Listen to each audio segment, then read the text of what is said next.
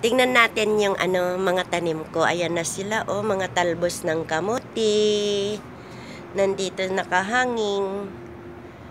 Tapos yung okra ko may bunga na. Ayan na sila, oh. Lumba-lumba na sila. Ito, ang dami, oh.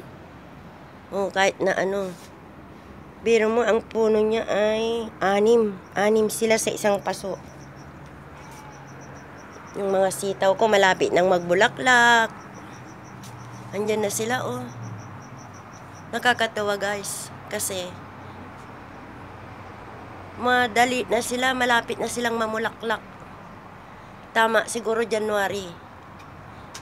May bulaklak na sila. Ito, mga pitsay din, oh. Pinapalaki ko. Yan, ampalaya. Pero hindi makaimos yung ampalaya kasi nasa loob. May nakahalong piti mini kasi trinatry kong magtanim, magparami.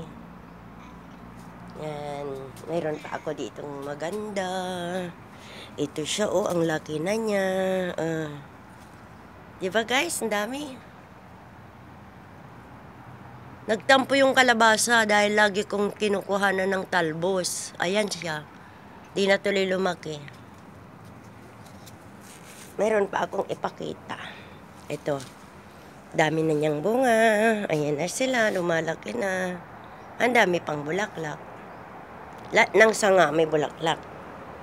Malapit na rin mahinog yung unang bunga.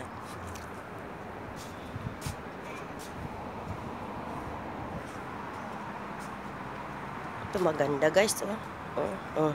Nandito na yung mga iba. Oh, dito. Tingnan nyo itong kamatis. Ang liit-liit pero may bulaklak na. Ganyan. Mga sitaw. Ayun, oh. Ayan na. Mayroon pa akong ipakitang iba. Kasi naglagay ako doon. Ang ganda yung piti mini. Merry Christmas. Ito sila, oh. Puro pichay. Yan. Yan, oh.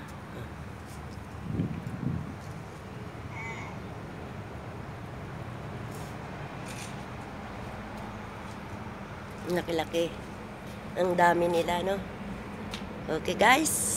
Thank you for watching. Merry Christmas!